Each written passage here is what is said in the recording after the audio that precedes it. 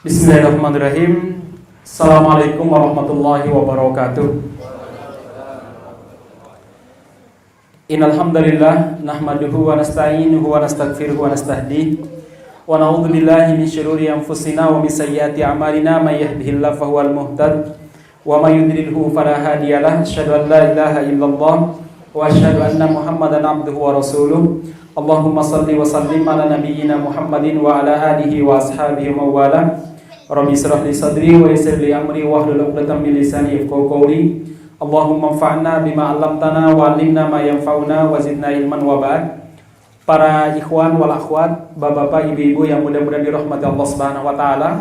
Alhamdulillah, senantiasa lisan kita tidak pernah bosan mengucapkan puji syukur kehadirat Allah Subhanahu wa taala. Senantiasa hati kita bersyukur kehadirat Allah Subhanahu wa taala. Begitu besar kenikmatan yang Allah Subhanahu wa taala berikan kepada kita. Bersama dengan kita ada nikmat iman, bersama dengan kita ada nikmat Islam, yang dengan keduanya kita bisa mengenal Allah Subhanahu wa taala sebagai Rabb kita. Kita bisa menunaikan kewajiban-kewajiban kita yang Allah Subhanahu wa taala wajibkan kepada kita. Iman dan Islam membuat kita saling mencintai, saling berkasih sayang, walaupun kita berbeda keturunan, kita berbeda bahasa, dan kita berbeda bahkan berbeda berbeda bangsa mungkin ya. Alhamdulillah. Salawat dan salam mudah-mudahan tercurahkan kepada Nabi kita Muhammad sallallahu alaihi wasallam, kepada keluarga beliau, sahabat beliau, dan siapa saja yang istiqomah di atas petunjuk Rasulullah sallallahu alaihi wasallam. Kita senantiasa berdoa kepada Allah, mudah-mudahan kita termasuk mereka yang senantiasa diberi keistiqomahan, kemampuan untuk bisa menapaki petunjuk Nabi kita Muhammad sallallahu alaihi wasallam. Jamaah sekalian yang mudah-mudahan dirahmati Allah Subhanahu wa taala, sebagaimana dijelaskan tadi bahwa pada malam ini kita akan berbicara tema yang mudah-mudahan menginspirasi, serius dan inspirasi. Karena kita berbicara keterkaitan antara umat Islam dengan negara kita NKRI. Kenapa kita berbicara demikian jemaah sekalian? Ada beberapa faktor yang melatar belakangi kita. Selain ini merupakan bulan November, di mana kita tahu bahwa bulan November merupakan bulan, di situ ada tanggal 10 November. Hari apa Pak? Hari Pahlawan.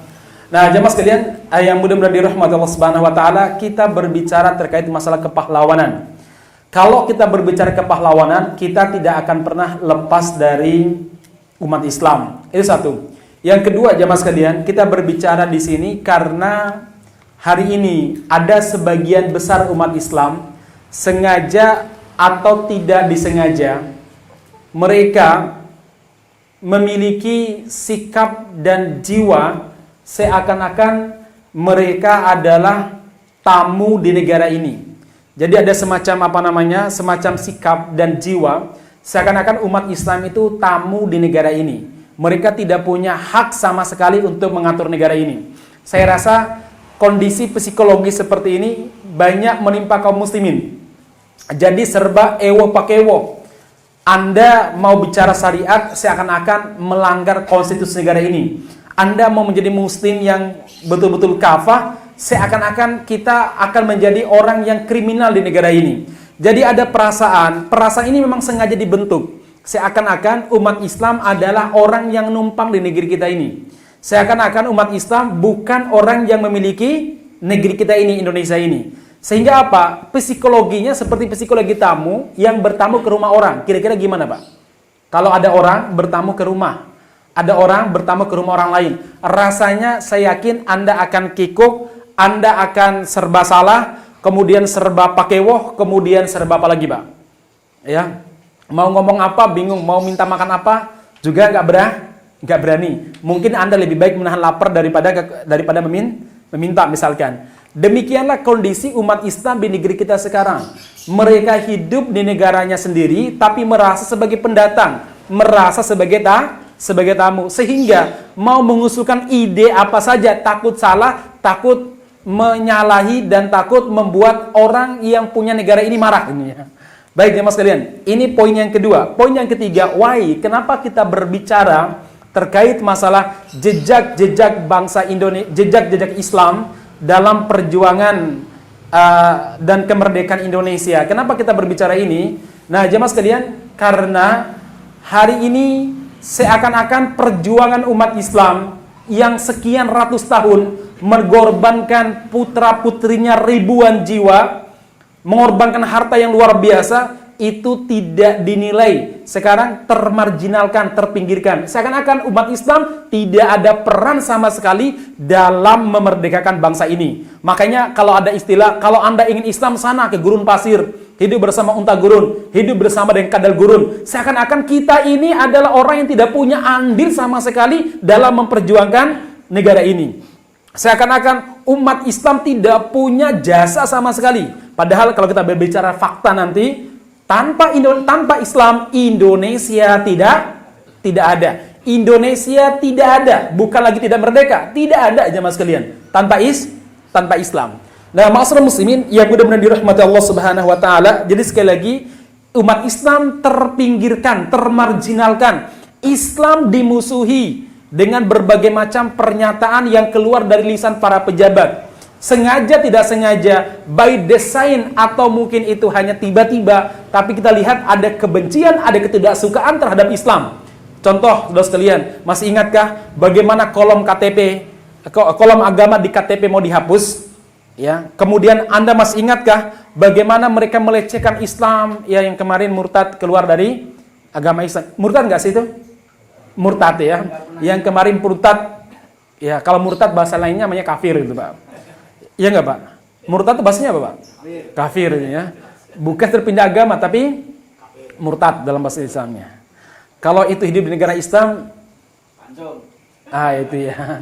Saya nggak berani ngomong soal live streaming nih, Pak ya. Ya baik jemaah sekalian, yang mudah-mudahan dirahmati Subhanahu wa taala, mereka melecehkan Islam, mereka menghina Islam. Ada seorang buaya ya, yang dengan tanpa dosa dia mengatakan Islam ini belum sempurna, maka perlu disempurnakan oleh pemikiran manusia. Ada juga yang mengatakan bahwa agama, khususnya Islam, merupakan musuh terbesar Pancasila. Jadi seakan-akan Pancasila sama agama, khususnya Islam, itu bersaing, bergumul, dan bertarung selama ini. Seakan-akan demikian jemaah sekalian. Baik, ini kenapa kita berbicara bagaimana jasa umat Islam dalam memenangkan dan dalam mewujudkan negara kesatuan Republik Indonesia. Harapan saya, kita tidak berhenti di sini. Catat baik-baik, adik-adik terutama. Kita tidak berhenti di sini, tapi kita suarakan, kita kampanyekan bahwa Indonesia tanpa Islam tidak ada. Kita kampanyekan dan kita berikan bukti sejarah. Kita berikan bukti sejarah kepada seluruh kaum muslimin dan seluruh rakyat Indonesia tentang jasa-jasa Islam dalam memerdekakan bangsa ini. Biar apa? Biar mereka tahu bahwa umat Islam bukan penumpang di negeri ini, tapi pemilik negeri ini sebenarnya siapa? Umat Islam itu sendiri. Ini sekali lagi terutama kepada guru-guru agama, kepada mereka yang terbiasa kultum, kepada mereka yang terbiasa ceramah, atau guru-guru kepala sekolah, atau kalau Anda punya anak, ceritakan ini kepada anak-anak Anda. Penting jemaah sekalian, jangan sampai sejarah ini hilang. Karena faktor kelima kenapa saya berbicara masalah jasa-jasa umat Islam hari ini. Hari ini jemaah sekalian, sejarah bangsa Indonesia sudah dibelokkan. Bahkan para pejuang Islam sudah mulai ditinggalkan, jarang disampaikan di hadapan masyarakat. Mohon maaf, tanpa mengurangi penghormatan kita kepada proklamator negara kita, yaitu Insinyur Soekarno. Hari ini dibentuk semacam dibentuk pemikiran atau sebuah narasi bahwa negara ini yang paling berjasa adalah Pak Karno seorang diri. Jadi seakan-akan Pak Karno lah yang memerdekakan negara ini. Maka di mana-mana, Masya Allah, pasar-pasar Bung Karno, rumah sakit Bung Karno, kemudian jalan-jalan Bung Karno, kemudian seakan-akan tanpa Bung Karno negara ini nggak pernah merdeka. Sekali lagi, tanpa mengurangi penghormatan kita kepada beliau. Cuma beliau sekarang digunakan oleh orang-orang yang punya kepentingan untuk menyerang Islam. Ya, beliau sekali lagi digunakan untuk apa? untuk kepentingan mereka yang menyerang Islam, saudara sekalian. Ma'asyiral muslimin yang mudah-mudahan dirahmati Allah Subhanahu wa taala. Baik, sekarang kita masuk pada poin. Jadi ini 5 alasan kenapa kita kembali dan terus mengangkat masalah ini. Sebenarnya kalau bisa loh ya, kajian sejarah Islam Indonesia itu bukan sekali setahun, tapi ada semacam kurikulumnya. Dan alhamdulillah pada zaman Pak Anies Baswedan sebagai Menteri Pendidikan, beliau telah menulis maksudnya timnya beliau telah menyusun sejarah kebudayaan Islam Indonesia. Mudah-mudahan saya masih punya filenya. Ada sekitar 5 jilid. Ya, mulai dari masuknya Islam ke Indonesia. Yang dulunya orang-orang Indonesia, bukan Indonesia namanya ya, orang Nusantara nggak kenal baca, nggak kenal berhitung. Kemudian tradisi mereka sangat buruk, suka menyembelih anak gadis. Kemudian mereka kanibal dan lain sebagainya. Datanglah pencerahan dari para pedagang dan para pendakwah dari Timur Tengah yang menyebabkan kehidupan mereka meningkat. Berbagai macam tradisi jahiliyah ditinggalkan. Baca, tulis, menulis akhirnya menjadi tradisi di tengah masyarakat setelah datangnya dakwah Islam. Itu bagus tuh. Pak Anies Baswedan pernah membuat pada zaman beliau sebagai Menteri Pendidikan, pernah menyusun sejarah kebudayaan Islam Indonesia. Kalau Pak Nadiem Makarim saya nggak tahu. Yang saya tahu beliau membuat sebuah peraturan yang debatable. Bukan lagi debatable, peraturan yang bisa menghancurkan bangsa kita. Yaitu apa? Peraturan terbaru Kementerian Pendidikan adalah memperbolehkan, zina di kampus-kampus Islam, di pendidikan, bukan di kampus Islam, di kampus-kampus dan di lembaga-lembaga pendidikan, asalkan tidak dipaksa dan sukarela. Sekarang diperbolehkan, jemaah. Makanya sekarang banyak kemudian kritikan dari MUI, dari Muhammadiyah, ya, kemudian dari berbagai macam ormas-ormas lainnya. Saya rasa Anda juga di Facebook Anda, di Twitter Anda, di sosial media Anda menyuarakan hal ini. Kalau tidak, teman-teman sekalian, sangat-sangat mengkhawatirkan. Ke depan kalau ada mahasiswa yang melakukan hubungan suami istri, mahasiswa-mahasiswi, demikian juga anak SMA, kita tidak bisa menghukumnya. Yang menghukum hanya hukum adat. Secara hukum negara nggak bisa dihukum nanti, dan itu sangat berbahaya. Loh, anak-anak muda sekarang tanpa aturan saja sudah kehidupannya sebagiannya seperti binatang, apalagi dengan aturan yang memperbolehkan dan melegalkan perbuatan yang nista tersebut. Ya, ma'asyiral muslimin, ya mudah-mudahan dirahmati Allah Subhanahu wa taala. Jadi sekali lagi, ini harus disuarakan. Baik, ma'asyiral muslimin, ya mudah-mudahan dirahmati Allah Subhanahu wa taala. Sekarang saya mulai dari sebuah peristiwa yang gampang saja yang senantiasa kita ingat. Jemaah sekalian yang mudah-mudahan dirahmati Allah Subhanahu wa taala, ketika pasukan sekutu melakukan pengeboman nuklir kepada 2 kota terbesar di Jepang, yang saat itu Jepang sedang menjajah negeri kita, yaitu kota apa satunya? Hiroshima sama Nagasaki. Dibom, kemudian bom atom, apa yang terjadi? Hancur luar biasa. Dan pada saat itulah Jepang berubah pikiran. Yang awalnya ingin menguasai negara-negara Asia Tenggara, mereka harus pulang, kemudian mereka harus mengakui kekalahan mereka kepada tentara sekutu. Tapi yang dipikirkan oleh Jepang pada saat itu adalah apa? Kira-kira negara ini kita serahkan kepada tentara sekutu atau kita inisiasi supaya merdeka. Singkat cerita, terbentuklah BPUPKI, Badan Persiapan Usaha Kemerdekaan Indonesia, kemudian berubah menjadi PPKI, Panitia Persiapan Kemerdekaan Indonesia. Nah, yang terdiri dari berbagai macam unsur, terutama para ulama, para pejuang, kemudian tokoh-tokoh nasional dikumpulkan dalam panitia ini, dalam kepanitiaan. Mereka duduk bersama merumuskan negara nanti kalau merdeka bentuknya kayak apa. Ya, berkumpullah di situ jamaah sekalian perwakilan dari Islam. Ada Bapak satu, Kiai Haji Hashim Asy'ari, tokoh Nahdlatul Ulama. Kemudian yang kedua berkumpul Ki Bagus Hadikusumo, Raden Rahmat, yaitu mantan Ketua Umum Muhammadiyah Yogyakarta, murid langsung daripada sang pencerah Kiai Haji Ahmad Dahlan. Kemudian yang ketiga berkumpul juga Abi Kusno, juga tokoh Muhammadiyah dari Surabaya. Beliau adalah adik kandung dari Haji Omar Said Cokro Aminoto, gurunya Pak Soekarno, gurunya Sammaun, tokoh PKI, gurunya Kartosuwiryo. Jadi luar biasa ini ya. Satu guru tapi melahirkan anak yang berbeda-beda, anak buah berbeda. Soekarno dengan sekularismenya, kemudian siapa? Kartosuwiryo dengan Islamnya, kemudian Sammaun dengan komunismenya ya. Satu guru tapi beda pemikiran ya. Nah, jemaah sekalian yang mudah-mudahan dirahmati Subhanahu wa taala, Haji Omar Said Cokro Aminoto itu punya adik kandung namanya Abi Kusno. Beliau terlibat dalam perumusan negara kita. Kemudian ada juga dari Kiai Haji Kahar Mudakir dari Aceh seingat saya. Kemudian ada juga Bapak Kasman Singodemojo. Beliau perwakilan tentara karena beliau saat itu Panglima Peta, pembela tanah air yang nanti cikal bakalnya TKR, Tentara Keamanan Rakyat, BPR, Badan Pengaman Rakyat, ya betul ya, sampai nanti menjadi apa sekarang? TNI, Tentara Nasional Indonesia. Jadi panglima pertamanya siapa namanya? Bapak Kasman Singodemojo. Singo banget nih ya. Ya. Kemudian ini dari perwakilan Islamis, artinya orang yang betul-betul Islamnya luar biasa.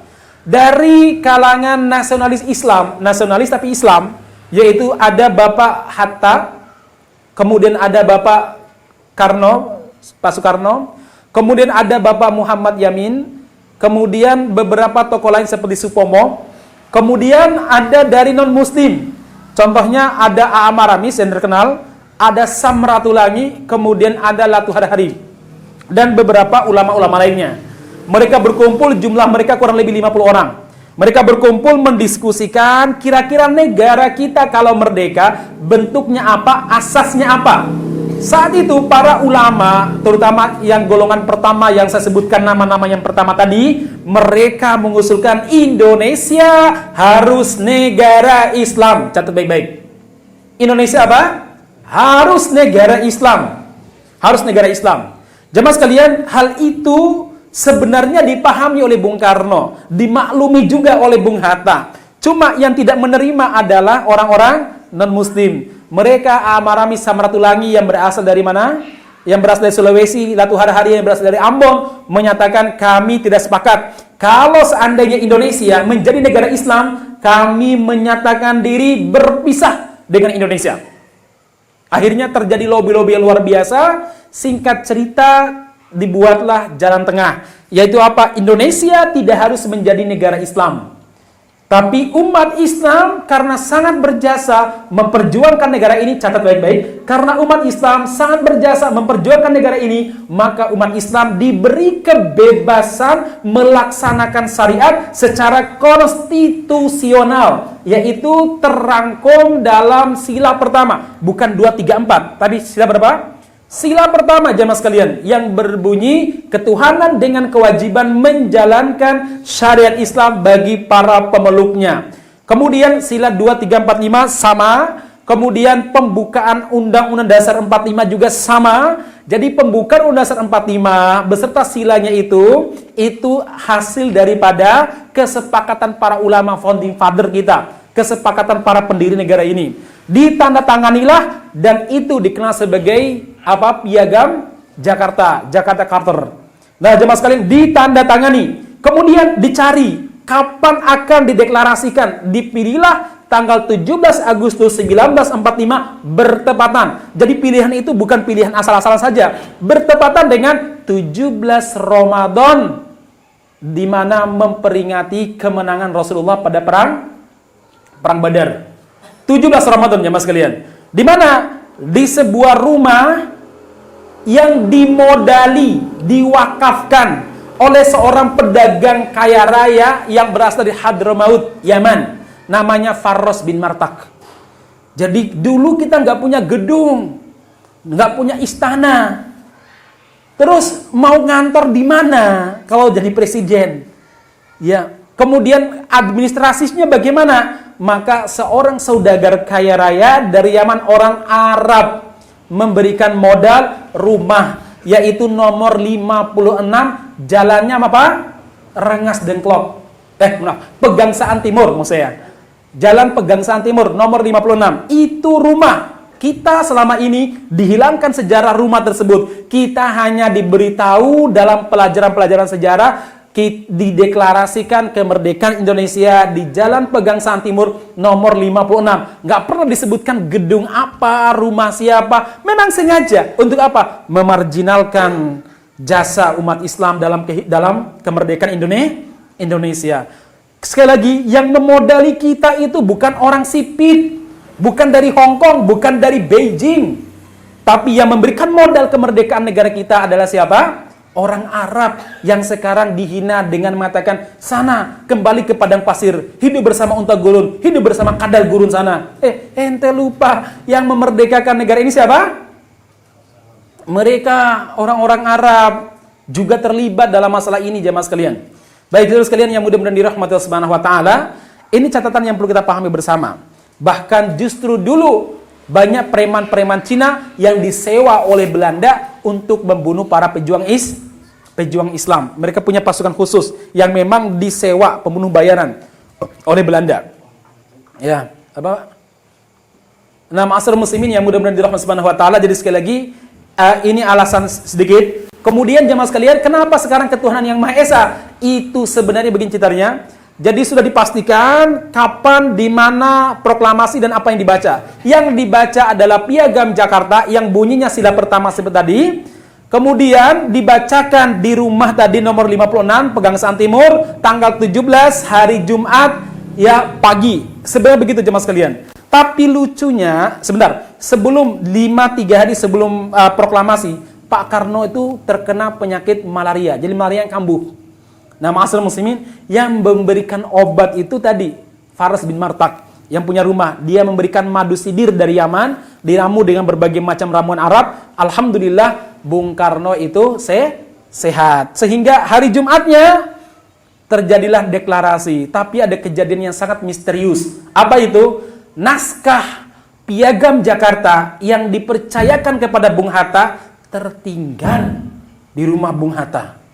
Lucunya tidak diambil pada rumahnya Bung Hatta dengan Jalan Pegangsaan Timur nomor 56 itu sangat dekat. Entah apa alasannya, mungkin keburu-buru atau bagaimana. Yang jelas jamaah sekalian, tadi Piagam Jakarta tidak dibawa. Akhirnya yang terjadi apa? Yang terjadi Bung Karno coret-coret ya teks proklamasi kami bangsa Indonesia, dengan ini menyatakan kemerdekaannya sebagai sebuah bangsa dan hal-hal yang terkait apa?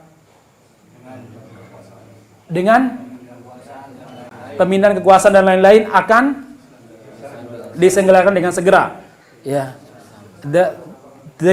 Dalam waktu sesingkat-singkatnya atau apalah ya. Saya udah nggak hafal ya. Soalnya beda sama Al-Fatihah. Ya, kita baca terus soalnya ya. Nah, ma'asyiral muslimin yang mudah-mudahan dirahmati Subhanahu wa taala, singkat cerita itu dioret-oret sama Bung Karno. Seakan-akan, Bapak sekalian, kita nggak persiapan kemerdekaannya, nggak dijelaskan konsepnya seperti apa, dasar negara kita seperti apa. Itu partai saja sekarang mau mendeklarasikan partai saja harus tertib, ada RT-nya, ketuanya siapa, bentuk penyelenggaraannya seperti apa. Itu seakan-akan kita mendeklarasikan tanpa persiapan, padahal sudah disiapkan 2 bulan sebelum proklamasi jemaah sekalian. Cuma tadi tertinggal bahasanya. Tertinggal benar apa tidak? Singkat cerita jemaah sekalian, yang lucu lagi adalah apa? 3 tokoh Kristen dan tokoh-tokoh Kristen lainnya tidak hadir di saat proklamasi kemerdekaan Indonesia. Padahal itu waktu yang sangat bersejarah dalam kehidupan Republik Indonesia. Dan mereka ini tokoh yang terlibat dalam panitia persiapan kemerdekaan Indonesia. Nggak hadir. Ahmad Ramis tidak hadir. Samratul Langit tidak hadir. Latuh Hari juga tidak hadir. Padahal mereka lah yang menolak Indonesia menjadi negara Islam. Di mana mereka? Menurut catatan Pak Artawijaya, mereka berada di sebuah tempat namanya Perempatan 10. Dulu di Jakarta ada Perempatan 10, yaitu tempat nongkrongnya para mahasiswa, terutama mahasiswa dari timur. Ngapain? Mohon maaf kalau nggak boleh dikatakan memprovokasi atau menekan para mahasiswa agar mendatangi Bung Hatta yang diserahi Piagam Jakarta tadi agar mengubah piagam Jakarta sila pertama. Kalau tidak, ancamannya dua. Satu, Indonesia Timur akan memisahkan diri. Yang kedua, Jepang akan melakukan apa? Invasi militer untuk kedua kalinya. Akhirnya, menurut ceritanya Pak Hatta, apakah fakta atau tidak? Menurut cerita beliau, katanya beliau didatangi oleh dua orang anak muda, opsir Jepang, kata pengakuan beliau, opsir Jepang datang kepada beliau, kemudian opsir Jepang ini memberikan semacam ultimatum. Apa itu? Ganti ketuhanan dengan kewajiban menjalankan syariat Islam bagi para pemeluknya. Kalau tidak, maka Indonesia Timur akan memisahkan diri. Bingungnya, masa Jepang berbicara Indonesia Timur ya? Apa hubungannya mereka Indonesia Timur ya? Satu. Yang kedua, ya, ancamannya apa? Jepang akan melakukan invasi militer untuk kedua kalinya. Invasi bagaimana? Jepang lagi keok diserang oleh pasukan sekutu. Itu nggak masuk akal banget jamaah sekalian. Tapi itu membuat panik suasana saat itu. Bayangkan baru satu hari kemerdekaan, panik semuanya. Kemudian terjadilah lobby. Sebagian ulama yang termasuk dalam PPKI sudah pulang. Contohnya siapa? Bapak Kiai Haji Hashim Asy'ari sudah balik ke Jombang. Karena beliau sudah sekian bulan meninggalkan santri-santri beliau. Yang tertinggal diantaranya adalah Bapak Raden Rahmat atau kita kenal dengan Ki Bagus Hadi Kusumo. Beliau dilobi supaya mau tanda tangan merubah piagam Jakarta. Beliau katakan tidak. Umat Islam sudah ngalah. Indonesia tidak perlu negara Islam. Masa Indonesia umat Islam harus ngalah lagi? Itu kan jaminan konstitusional bagi melaksanakan syariat Islam. Masa kita harus ngalah lagi? Gak bisa, kata beliau. Beliau ini memang betul-betul pejuang konstitusi beliau ini ya. Ya, luar biasa ini ya. Kemudian jamaah sekalian, dimintai lagi, gak mau. Di lobi Bung Karno tidak mau. Sampai kemudian saudara-saudara sekalian, beliau didatangi oleh Bapak Kasman Singodemojo. Bapak Kasman ini sama-sama orang Purworejo. Kalau beliau kan orang Jogja ya. Kalau Pak Kasman ini orang Purworejo. Ya Jogja sama Purworejo kan dekat. Nah datang melobi beliau dengan bahasa Jawa kromo injihnya. Di saat sholat duha, beliau datang, Pak Yai, saya datang mewakili tokoh-tokoh lain. Ada salam dari Bung Karno sebagai ketua PPKI. Mengharapkan Pak Yai mau menandatangani perubahan. Apa kata beliau? Tidak, Pak Yai. Ini demi keutuhan negara kita yang baru merdeka 1 hari, bukan 2 hari. 1 hari Pak Yai. Nggak mau, kata beliau. Pak Yai, ini ada jaminan dari Bung Karno. Apa jaminannya? 6 bulan lagi kita akan mengadakan sidang konstituante, yaitu sidang luar biasa, sidang istimewa, di mana di situ nanti kita diberi kebebasan untuk memperjuangkan sila pertama tersebut, Pak Yai. Baik, Bung Karno yang bilang, iya, Bung Karno yang bilang, jamin, jamin. Baik, saya akan memberikan tanda tangan perubahan, tapi dengan syarat saya yang mencari kata gantinya. Ya, akhirnya beliau ini pintarnya luar biasa. Beliau kemudian menandatangani perubahan dan sebagian catatan sejarah yang saya dengar dan saya baca yang mengganti ketuhanan yang Maha Esa itu beliau. Ya, beliau sendiri. Jadi tetap kembali kepada Islam. Kemudian setelah beliau ubah, orang-orang timur Latuhara Hari Samratulangi nggak terima. Itu masih Islam banget. Kemudian Bung Karno sambil nangis-nangis mengatakan, Bapak, udahlah nggak usah debat. Nggak usah debat ini. Ini sudah umat Islam sudah apa namanya?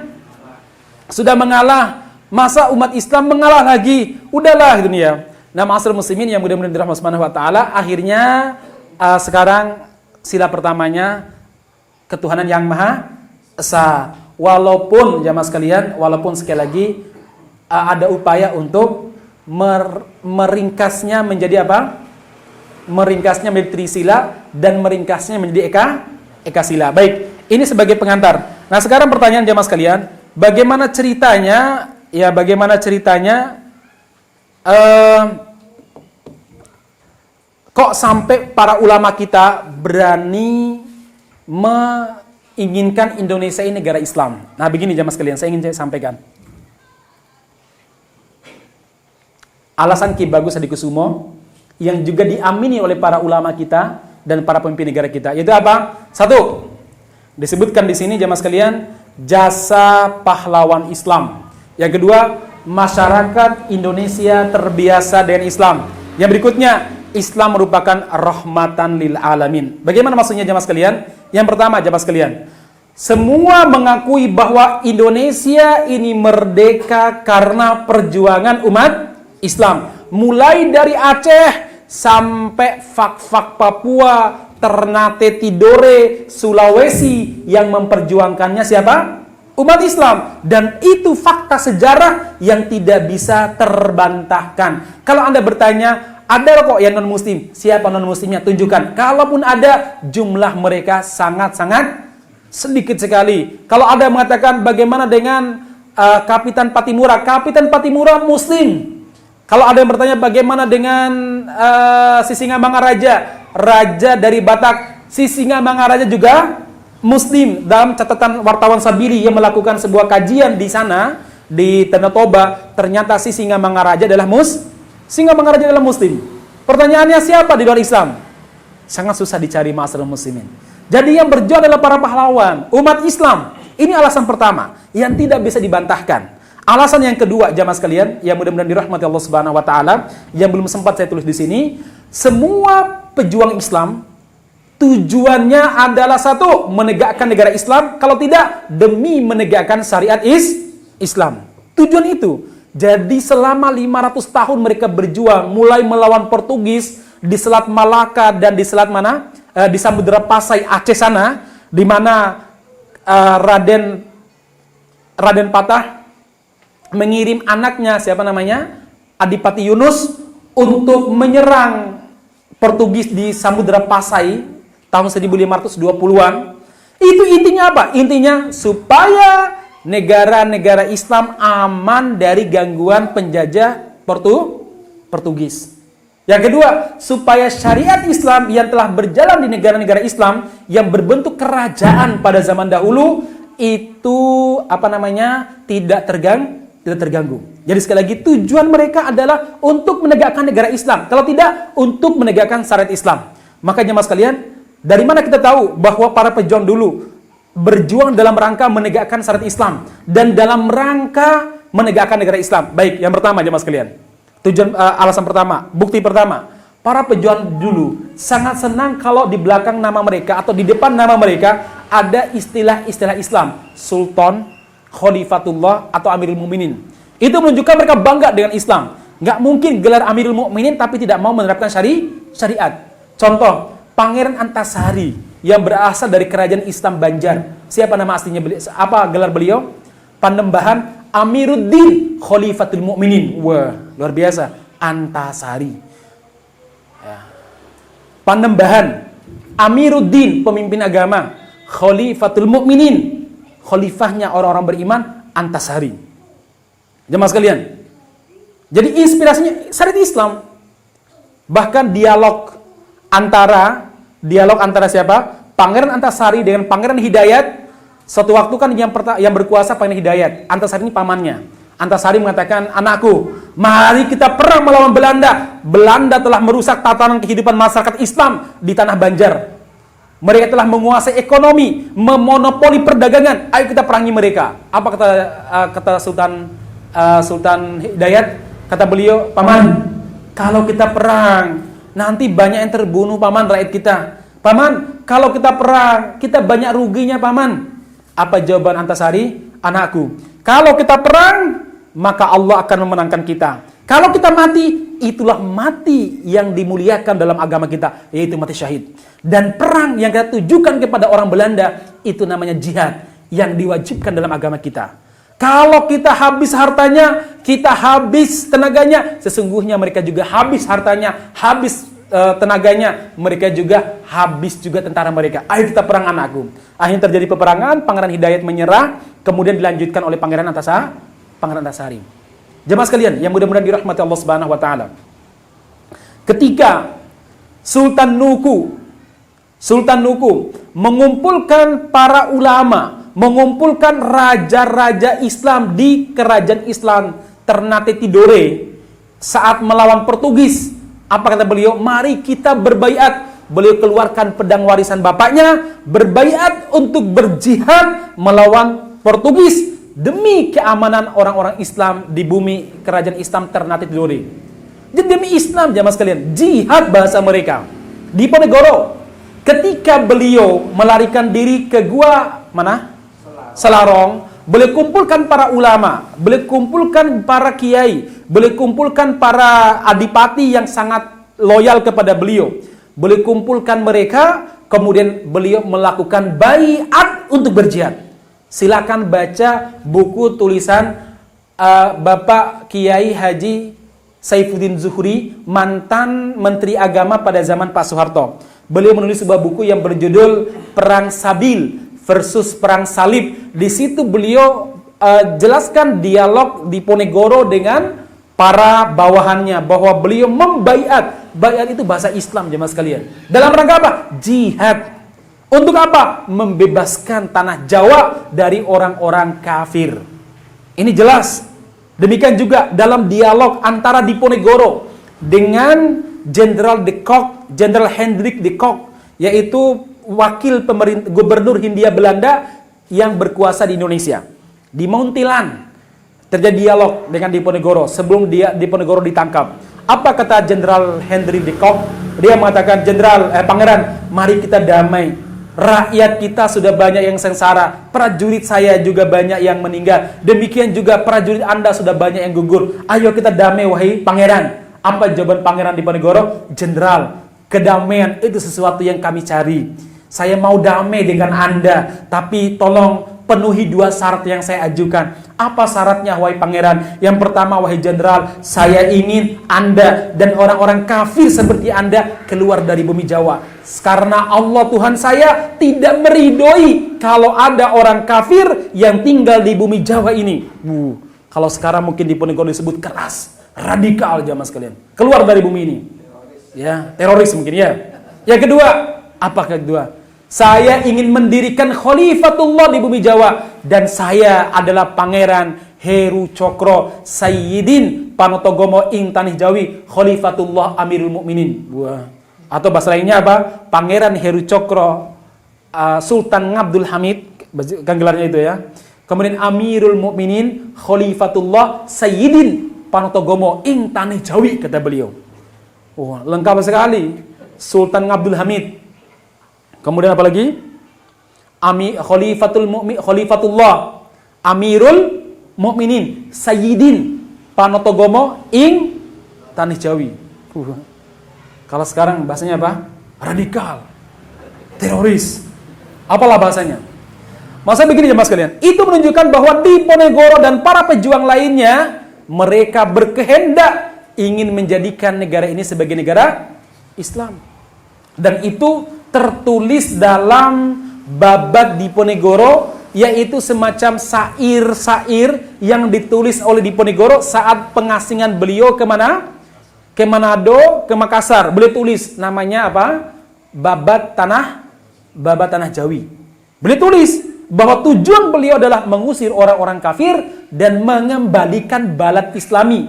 Karena dulu beliau merasa Jawa, terutama Mataram, telah menjadi negeri Islam, terutama pada zaman nenek moyang beliau, Sultan Agung Hanyokro Kusumo. Islam. Bahkan Sultan Agung Hanyokro Kusumo dikenal sebagai sultan yang sangat fanatik terhadap Islam. Beliaulah yang berjasa di balik berkembangnya dakwah Islam di bumi Jawa. Beliau dengan uang pribadinya, beliau anggarkan di negara untuk apa? Membangun musola dan langgar-langgar di pelosok. Beliau menggaji para guru ngaji supaya bisa fokus mengajar agama dan mengajar Al-Quran di langgar-langgar di pelosok tanah Jawa, jamaah sekalian. Siapa? Sultan Agung Hanyokro Kusumo. Beliau juga, jemaah sekalian, beliau juga yang mempelopori sebuah mahkamah, namanya Mahkamah Serambi ataupun Pengadilan Serambi. Kenapa? Karena diadakan di Serambi Masjid setiap selesai sholat Jumat. Yang berlaku apa? Jelas hukum Islam. Nanti Sultan Agung akan menunjuk beberapa kiai. Pak Kiai Fulan duduk di Serambi sana, pojok sana, mengurus masalah pencurian dan pidana-pidana lainnya. Bapak Kiai Fulan duduk di pojok sana mengurus masalah pernikahan, perceraian dan lain sebagainya. Bapak Fulan masalah sana, masalah ekonomi, perdagangan macam-macam. Bapak Fulan di sana mungkin masalah pertanian, ada sapi yang memakan tanaman orang atau dan lain sebagainya. Beliau ngurus. Sampai begitu, makanya serambi-serambi masjid keraton rata-rata lebar. Kalau Anda ingin lihat, lihatlah di Klewer, Masjid Agung Surakarta. Bukan buat tidur siang, tapi buat apa? Pengadilan pada zaman dulu jamaah sekalian. Sekarang kan ganti fungsi. Beralih fungsi buat tidur sih, terus siang. Segar dan sejuk biasanya ya. Nah, ma'asyiral muslimin yang mudah-mudahan dirahmati Subhanahu wa taala. Ini perlu kita catat. Makanya jamaah sekalian, poin yang ketiga, karena poin yang kedua tidak tertulis. Poin yang ketiga jamaah sekalian, alasan Ki Bagus Hadikusumo dan para ulama lainnya adalah apa? Masyarakat Indonesia telah terbiasa dengan syariat Islam. Jadi kalau Indonesia menjadi negara Islam, ini alasannya, Indonesia, umat Islam tidak perlu lagi ditatar. Maksudnya ada penataran keempat. Ya, kan gitu kan? Karena belum terbiasa maka diadakan apa? Penataran. Jadi kalau Islam tegak, tidak perlu namanya penataran syariat Islam. Tidak perlu. Kenapa? Sudah terbiasa turun-temurun. De Griek, dia pernah melakukan penelitian di Jawa. Dia menulis dalam sebuah buku yang berjudul Islamic State in Java. Negara-negara Islam di Jawa. Negara Islam tapi berbentuk kerajaan. Ingat tuh ya. Kerajaan itu juga disebut negara. Sebagaimana Brunei itu negara enggak? Negara, pemerintahnya apa? Kerajaan. Jadi di Indonesia dulu sudah banyak negara-negara, terutama di Jawa. Tapi berbentuk apa? Kerajaan. Dan dia mengatakan, De Griek ini mengatakan bahwa di Indonesia, di Jawa khususnya, sudah ada sejak 250 tahun sebelum Indonesia merdeka, Jawa diatur dengan syariat Islam. Diatur dengan apa? Syariat Islam. Bahkan Snokhodgronyo, tokoh orientalis yang paling bertanggung jawab atas penjajahan di Indonesia, dia mengatakan tidak pernah orang Jawa merasakan kedamaian, kemakmuran, kesentosaan yang lebih adil, yang luar biasa hidupnya, sejahteranya, melebihi kehidupan mereka di bawah pemerintahan Islam Demak Bintoro ketika dipimpin oleh Adipati Yunus. Ketika dipimpin oleh siapa? Adipati Yunus. Luar biasa, damai makmur sentosanya. Bahkan kemakmuran tersebut belum pernah mereka dapatkan pada zaman kerajaan-kerajaan Hindu, baik Majapahit, Sriwijaya luar ya, Majapahit maupun Singosari. Walaupun pada zamannya Mahapati Gajah Mada maupun pada zaman rajanya Hayam Wuruk, nggak pernah jamaah sekalian. Adilnya luar biasa. Begitu adilnya pemerintahan Islam di Jawa, seperti kerajaan Islam Demak Bintoro, kerajaan Islam Mataram, kemudian kerajaan Islam Cirebon, kerajaan Islam Jepara, kerajaan Islam Gresik, yaitu kerajaan Islam apa namanya? Kerajaan Islam Gresik, kerajaan Islam ada yang tahu namanya? Kerajaan Islam Gresik itu namanya Giri Kedaton maksudnya. Kerajaan Islam Giri Kedaton di Gresik didirikan oleh Sunan Giri. Adilnya luar biasa jamaah sekalian. Sampai disebutkan oleh De Griek, orang-orang Jawa kalau punya masalah, walaupun dia orang Hindu, itu mereka akan mencari keadilan pada keputusannya Sunan Giri. Mereka datang menemui Sunan Giri, minta keputusan, walaupun dia orang Hindu. Maka Sunan Giri oleh orang-orang Belanda disebut sebagai the Paus of Java. Pausnya orang-orang Jawa. Sebagaimana orang Katolik samina wa ata'na kepada Paus, demikian juga orang Jawa pada zaman dulu samina wa ata'na kepada siapa? Sunan Giri di kerajaan Islam Giri Kedaton. Kenapa? Adilnya luar biasa jamaah sekalian. Ya. 250 tahun. Bapak Profesor Dr. Kiai Haji Ma'ruf Amin yang sekarang menjabat sebagai wakil presiden. Dulu ketika beliau menjadi ketua MUI, beliau pernah menulis sebuah makalah. Dalam makalah tersebut, beliau mengatakan Indonesia dari Sabang sampai Merauke diatur oleh syariat Islam selama 500 tahun di bawah kerajaan-kerajaan Islam. di bawah pemerintahan Islam yang berbentuk kerajaan. Mulai dari kerajaan Islam Samudra Pasai sampai kerajaan Islam Ternate Tidore, kerajaan Islam Bone-Bone, kerajaan Islam mana lagi? Makassar. Luar biasa. 500 tahun jamaah sekalian telah diatur dengan syariat Islam. Jadi maksud para ulama, kalau Indonesia menjadi negara Islam dulu, sekali lagi kalau kita berbicara begini bukan berarti kita menyesali NKRI, mohon maaf ya. Jangan salah paham terutama kepada para aparat. Jangan Anda menganggap saya memprovokasi masyarakat untuk menolak NKRI, enggak. Tadi saya sampaikan bahwa jamaah sekalian, maksud saya kenapa para ulama sampai berani mengusulkan negara Indonesia sebagai negara Islam? Karena jasa umat Islam. Salah satu jasanya tadi jamaah sekalian, yaitu apa? Umat Islam itu sudah biasa dengan tradisi Islam. Tidak perlu dilakukan penataran ulang kalau seandainya syariat Islam berlaku di negara ini. Jamaah sekalian begitu. Ya. Kemudian jamaah sekalian yang mudah-mudahan dirahmati Subhanahu wa taala, yang terakhir, alasan yang keempat adalah apa? Islam itu terbukti sudah menjadi rahmatan lil alamin. Islam terbukti adil di berbagai macam penjuru dunia. Anda bayangkan, Spanyol tidak pernah mengenal teknologi canggih, tidak tahu mandi, tidak tahu namanya parfum, tidak tahu bersuci, kecuali setelah dakwah Islam masuk ke Spanyol. Dan luar biasa, masyarakat Spanyol yang saat itu bernama Andalus, yang sekarang media saya namanya Andalus, Pak. Ya. Andalus itu dikuasai dan ditegakkan syariat Islam di dalamnya selama 800 tahun. Jadi kalau Anda sekarang mendengar Barcelona, Madrid, adik-adik cuma kenal sepak bolanya. Dulu Barcelona, Madrid terkenal sebagai negara Islam. Berapa tahun? 800 tahunnya mas kalian. Lama. Turki Utsmani menguasai 2/3, catat baik-baik, 2/3 wilayah dunia sampai jantung Eropa sana, tinggal Roma yang belum ditaklukkan, itu selama 650 tahun. Adil, makmur, sejahtera. Bahkan ketika orang-orang Yahudi yang dibunuh, dibantai, dikejar-kejar oleh pasukan Inkuisisi di Eropa, mereka lari ke berbagai negara mencari perlindungan. Dulu gak ada satu negara pun yang mau melindungi mereka karena takut diserang oleh pasukan Inkuisisi. Satu-satunya negara yang memberikan jaminan, monggo masuk ke negara kami, kami akan jaga sebagaimana kami menjaga anak istri kami. Yahudi loh, ya sekalian. Silakan masuk, kami akan memberikan makan kepada kalian sebagaimana kami memberikan makan kepada rakyat kami.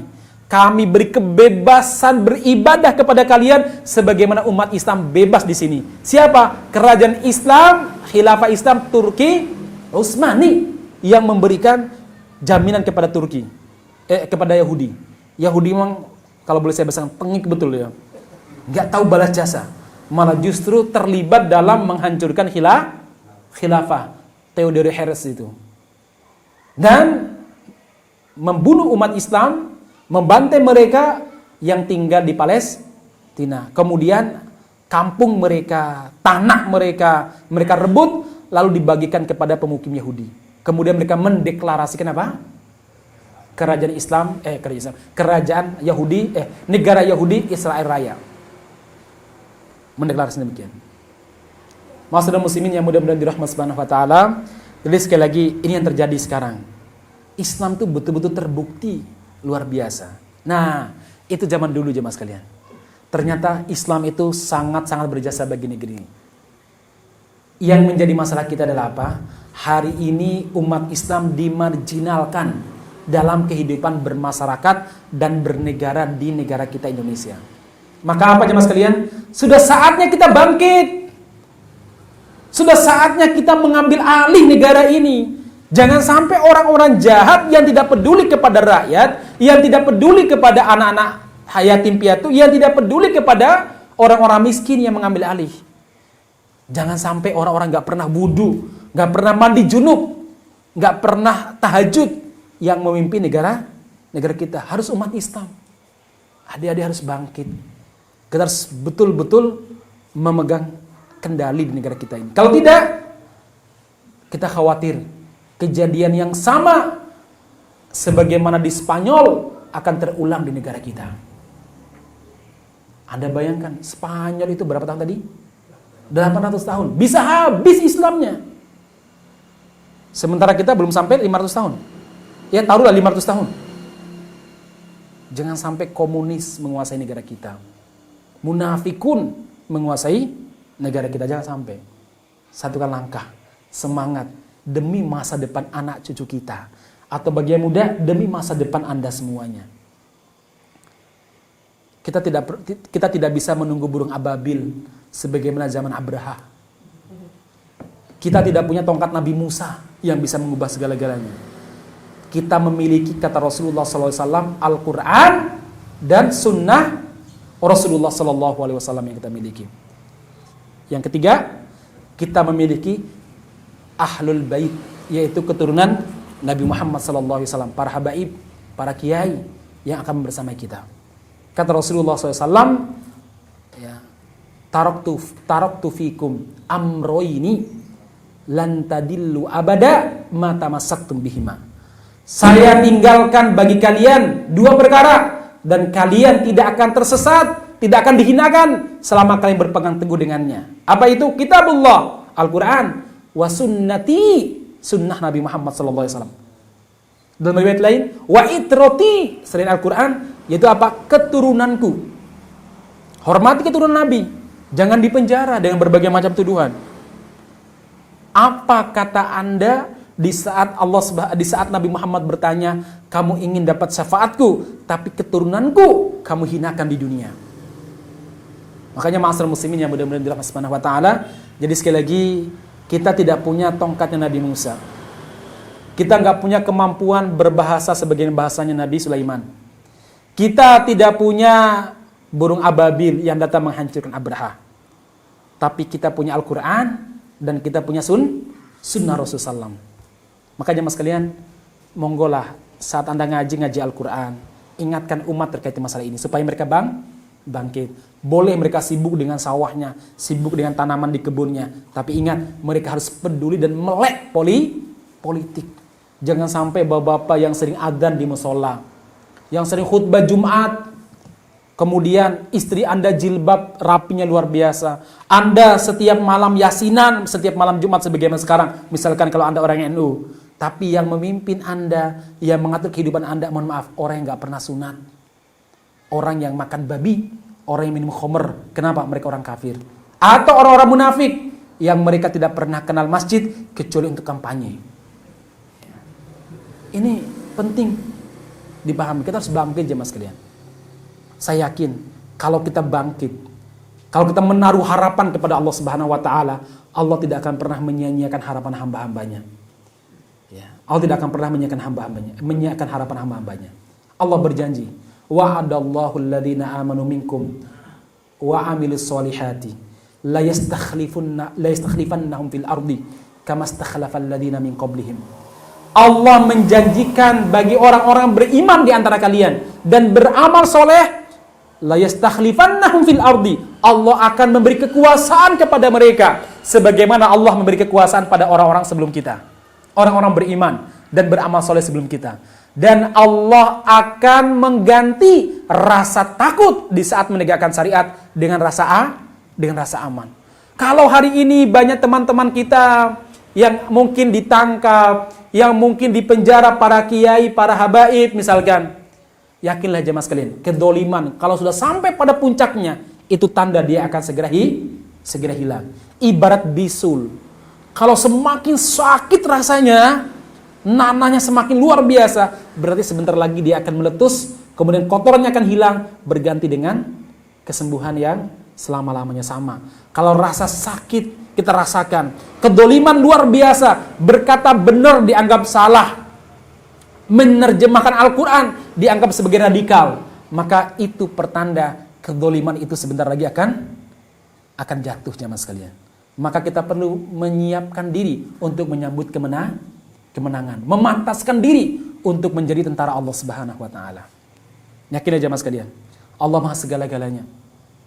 Dulu ketika para sahabat disiksa, diintimidasi, dibunuh, dijemur di tengah padang pasir. Saat itu Khabbab bin Arat bersama dengan para sahabat yang sering disiksa datang menemui Nabi. Anda bayangkan Khabbab itu disate. Jadi beliau itu diikat pakai kayu besar, lalu ditaruh kayak orang nyate itu, kayak kambing guling itu, di bawahnya dikasih api. Sampai disebutkan bagian belakang punggungnya Khabbab itu sampai habis hangus, dan api yang membakar beliau padam karena tetesan lemak dari punggung beliau. Beliau datang menemui Nabi. Apa kata beliau? Ya Rasulullah, udina fil Islam walam nu'dha min qabl. Kita disiksa saat kita masuk Islam, memperjuangkan Islam. Sebelumnya kita nggak pernah merasakan siksaan seperti ini ya Rasulullah. Ya Rasulullah, ala tad'u lana, ala tastansiru lana. Ya Rasulullah, belum saatkah engkau meminta kemenangan bagi kami? Belum saatkah engkau minta kemenangan untuk kami ya Rasulullah? Nabi Muhammad saat itu lagi bertelean di bawah bayang-bayang Ka'bah. Beliau langsung berduduk, mukanya merah padam. Apa kata beliau? Ya Khabbab, ada orang-orang sebelum kalian yang membawa apa yang kalian bawa, mengajarkan apa yang kalian ajarkan, mendakwahkan apa yang kalian dakwahkan. Mereka diletakkan gergaji di atas kepalanya dan digergaji sampai terbelah dua tubuhnya. Tapi itu tidak membuat mereka hengkang dari jalan dakwah ini. Khabbab, ada di antara kalian yang disisir dengan sisir besi. Besinya dipanaskan sampai merah, lalu digunakan untuk menyisir kepalanya, yang tinggal tengkoraknya saja. Tapi itu tidak membuat dia kapok dari jalan dakwah ini. Ya Khabbab, demi Allah, kata Rasul, la yutimannallahu hadzal amra. Allah akan memenangkan urusan kita. Allah akan memenangkan umat Islam. Sampai nanti ada seorang rokib pengendara kuda dari Son'a, ada mata Son'a Damaskus, berjalan menuju Hadramaut yang dulu dikenal sebagai tempat perampokan, pembunuhan. Dia berjalan sendirian, tidak ada yang dia takutkan kecuali Allah Subhanahu wa taala. Jadi jemaah sekalian, kalimat-kalimat seperti inilah yang hari ini kita butuhkan. Bukan kalimat pesimis. Yakin jemaah sekalian, ketika kita komitmen dengan jalan Allah Subhanahu wa taala, Allah akan membukakan pintu-pintu kemenangan. Masalahnya kapan? Itu urusan Allah Subhanahu wa taala. Kewajiban kita adalah apa? Memperjuangkannya. Sementara mewujudkannya itu adalah urusan siapa? Urusan Allah Subhanahu wa taala. Baik jemaah sekalian, jadi sekali lagi ini hal-hal yang perlu kita sampaikan. Umat Islam haram pesimis. Tidak boleh pesimis. Terus optimis, semangat. Ya. Dulu Islam pernah jaya di negeri kita. Saya yakin kalau kita komitmen, insya Allah akan kembali jaya. Saya kira demikian apa yang sampaikan. Barakallahu fiikum ajma'in. Mohon maaf kalau ada hal-hal yang kurang berkenan.